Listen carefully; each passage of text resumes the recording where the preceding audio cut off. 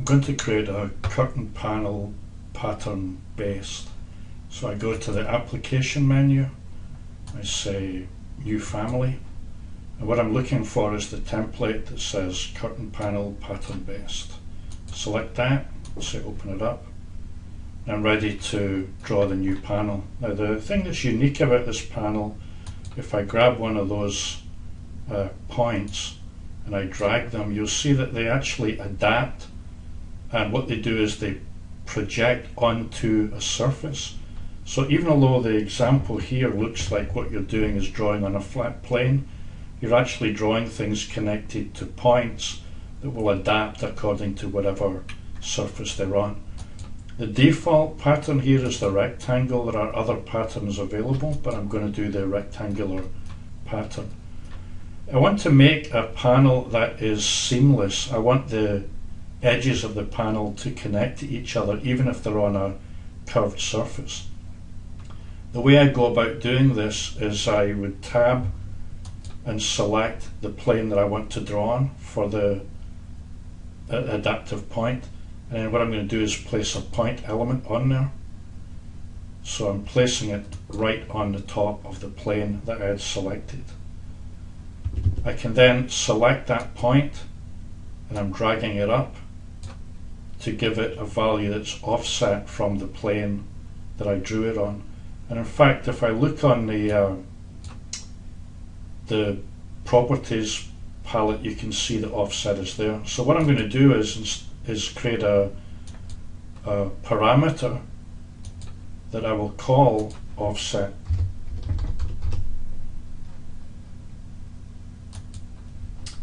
And then if you watch, what happens is that if the family type dialog box here, if I change that parameter to say something like 2 feet, I'm just going to move this to the side, you'd see the offset distance change in the model. Okay, so I'm going to repeat that for the other three adaptive points, so that I've got 4 points that are offset by the same distance.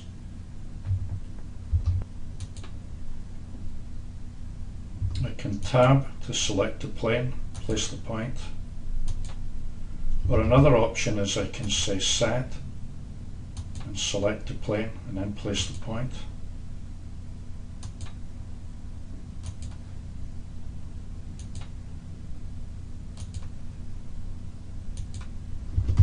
I'm just going to window around here and look at the filter. You see that I actually have 3 of those reference points that I selected, so I'll select them all, just the 3 reference points. And now what I'll do is in the property here, I can assign the property palette, I can assign the offset distance. You see they're all at the same height above the adaptive points. Again, just to make the point is that if I move this and I drag it, you see it can only move up and down. I can't drag it to the side, and it's the reason it's an adaptive point is it's adapting to project to the normal of the surface at the point where the intersections are on the pattern. Now I want to connect the top geometry here, so what I'm going to do is I'm going to say that I want to draw some reference lines, and I've got the 3D snapping turned on and the make surface closed loops turned off. Now what I'm doing is actually snapping, oops, let me Control Z, let me be a bit more careful, click, placing 4 reference lines on the top so that I've got really a closed loop on the bottom and a closed loop on the top. If I select all of that geometry, so I'm holding the Control key and picking the top and the bottom, and then I say create me a form, what I've done now is created a panel that is solid. Now just one more point here is that there are lots of choices. If I pick on the adaptive point, lots of choices regarding orientation, but the one that you want is the one that's the actual default, the one that says auto calculate. What it means is that if this was a curved surface, and suppose there was an angle of 60 degrees between the two adjacent panels, the auto calculate means that it will calculate the bisector of that angle so that this point that comes off the surface would be angled at 30 degrees from the surface. So the auto calculate is automatically calculate the bisector for the angle between the adjacent panels. I want to point out a critical part of creating this panel. This only applies to this particular family, curtain panel pattern based. If I go up and I look at the family category and parameters, you see that there's a property under the family parameters that says shared, and there's a checkbox. Tom Valaro, when he presents the product, pointed out to everybody that that needs to be turned off before you bring the family into a project if you want to see insulation values on adjacent surfaces. I'm just going to prove the point by leaving it on just now and then coming back and switching it on later. So at the moment it's switched on. Now I've got an existing project, but there's nothing in it. I'm going to hold the Control tab to switch to the project, and I prefer to work in a default 3D view, so I'm switching to that view. And what I'm going to do is just quickly draw some mass forms in here so you can see how this works. If I say create mass, and I'll just draw a rectangular shape, I'm going to make sure my 3D snapping is off, and I'm just drawing a rectangle on level 1, and then I'm going to select it and say create me a form, solid form, and I'm just going to put a value in here of maybe just say 2 inches. I'm really creating just a ground plane, if you like, something that the insulation values can be measured on. And now I want to create, I'm finished with that mask. Now I want to create a shading surface that is fairly complex. So what I'm going to do is I'm going to go back to the model. I'll say create me a mass. This time what I'm going to do is just draw a line. I'm going to put it on level 1.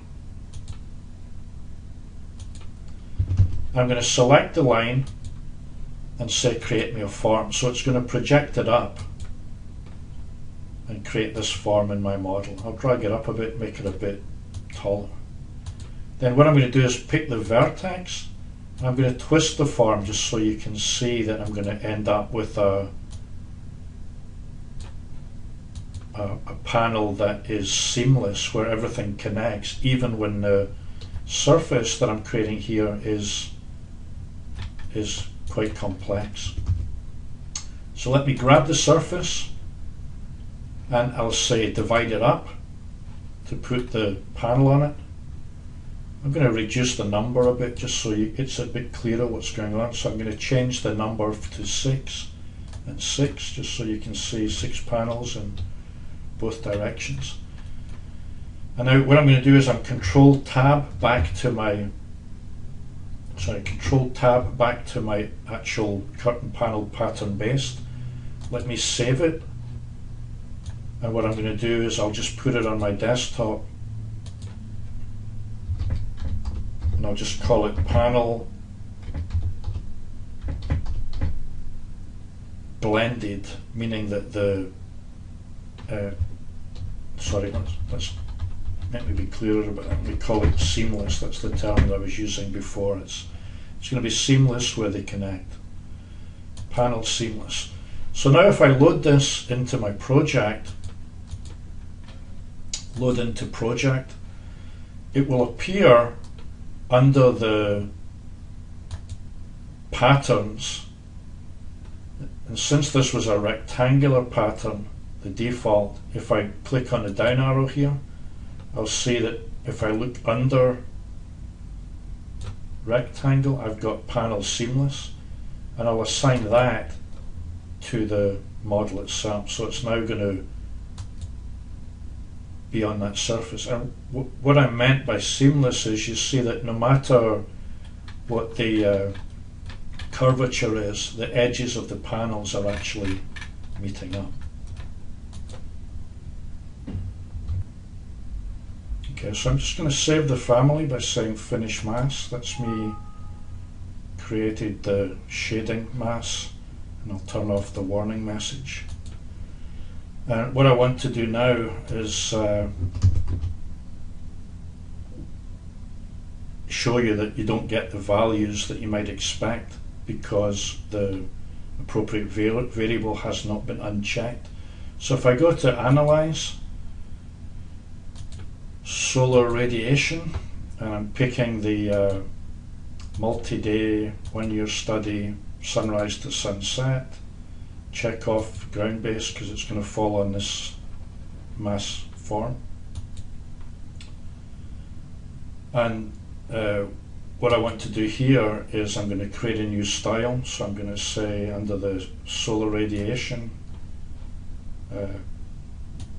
new markers with text. Let's just call it markers. If I look at the values in here, I can add additional options on the gradient, the ranges here. So I'm going to click on +1, 2. So I've got 5 now. I'll change those to be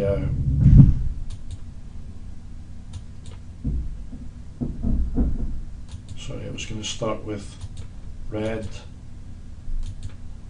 orange, yellow, green. Let me add blue, and let me add one more. So let me make it blue and then violet, or magenta in this case. So I've got a range of values. And the other things I want to do here under the settings, I'm going to change the size of the circle to 1/16 of an inch, and I'm going to change the text type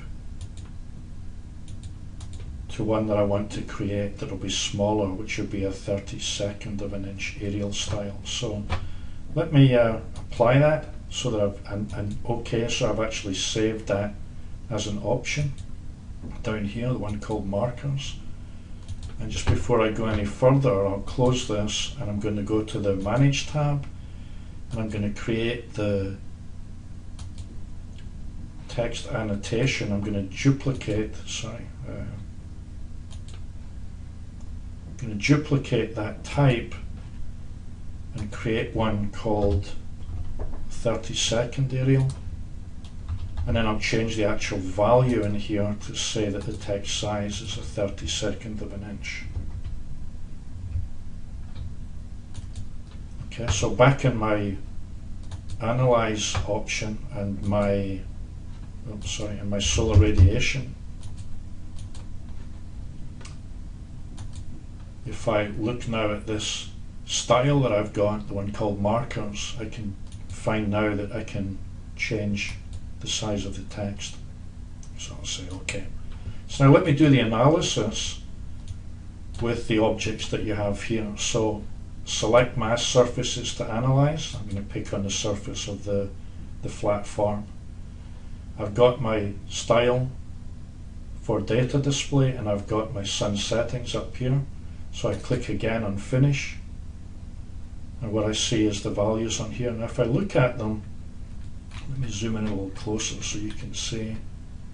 This is not what I was expecting, right? They're all pretty much showing the same values with a few oddball changes in the middle of nothing, or in the middle of the analysis grid. So let me close this. And what I'm going to do is I'm going to do Control Tab to go back to my form here. Now if you try and bring it in at the moment, you'll get a message saying that you can't replace the one that's already there. So let me just show you. The change that I want to make is this. I'm going to uncheck where it says shared and say OK. And then I'm going to say load into the project, and it says you can't load a non-shared version of the family because the shared version's already loaded. Okay, close the message. So what am I going to do? I go to the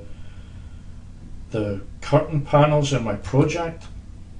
I'm now going to delete, right click and delete the panel that's on there. So it's now gone from my project. I'm going to Control Tab and load into the project the one that had the correct values.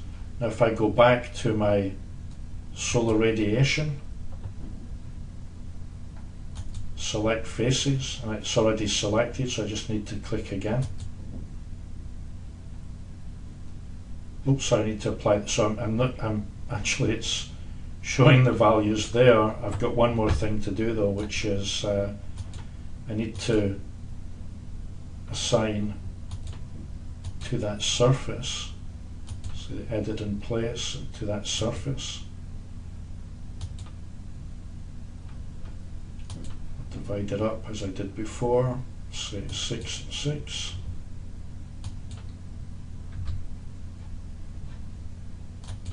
Finish the editing after I have assigned the pattern. Panel seamless.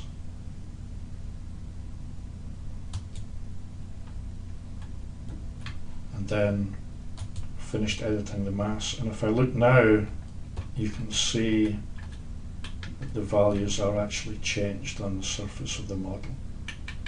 So the important point on this is that if you create a mass family, it will create shade as appropriate. But if you create one of these curtain panel pattern based,